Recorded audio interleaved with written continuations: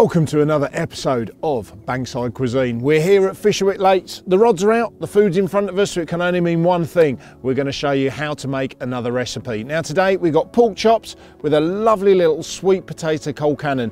We've got some ready-made sweet potato mash, we've got some spring greens, some sliced red onions and our seasoning. So let me move this out of the way, get the stove fired up and we'll get straight into cooking. Okay guys, first of all, before we actually get the stove up, what I want to do is just season the steak. So here I've got garlic granules, I've got black pepper and I've got sea salt.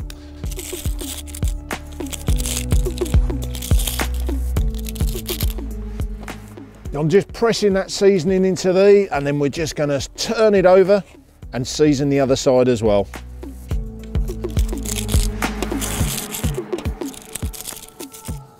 So we've just turned the pan on, we got it on a medium-ish heat and I'm just going to add some oil into there just to start smoking and get that hot.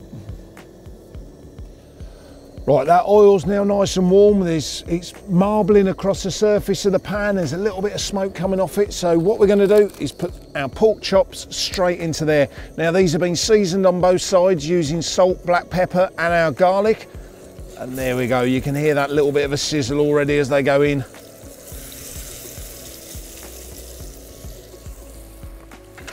Right, the pork's now been cooking for a couple of minutes on one side. We're just going to turn it over.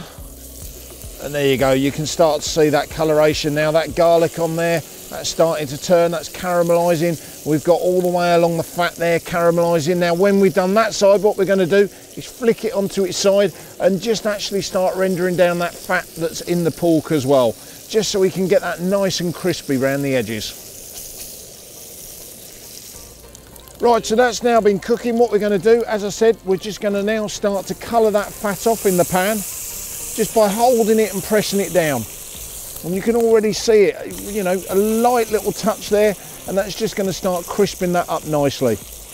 Now, once again, if you don't like the fat, cut it off before you come, don't have it on there, but to me, fat is flavour. There's so much flavour in that fat, and some fat in your diet is good for you, so I always like to keep that on.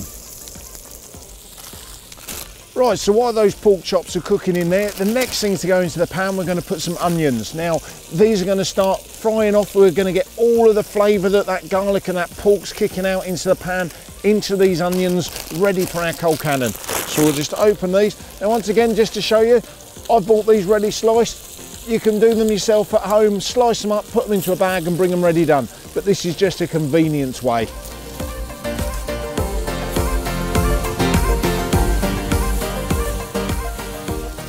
Right, so the onions are now really cooking through, the pork's nearly finished. The next thing to go into the pan, we're going to put some of these spring greens. Now I really like a lot of spring greens in my Colcannon, so we're not going to scrimp and save on that. And all we're going to do, we're going to use that steam from the pan to wilt these down. So we're just going to put the pork chops back over the top of those, in the same way that we've cooked the onions, and then that are cooked down. Right, so as you can see there, the spring greens are wilted down. All we need to do now is add our potato. But what we're going to do first, I'm just going to take these pork chops out. They've finished cooking. So we're just going to rest these just for a couple of minutes while the potato cooks through.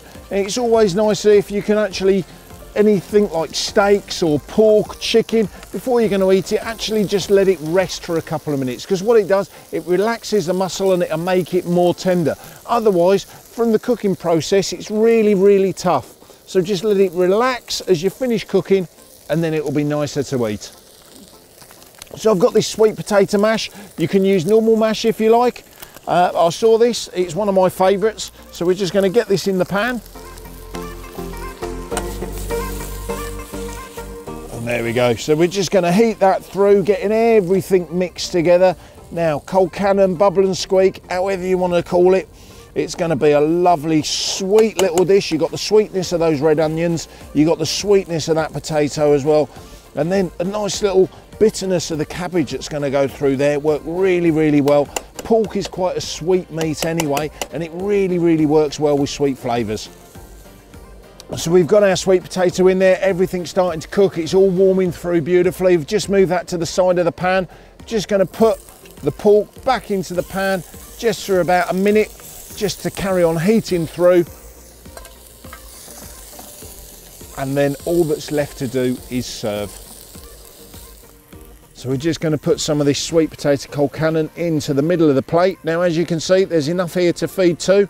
One of you if you're really, really hungry, but very few of us fish alone these days. It's always a sociable thing, so it's good to be able to cook together.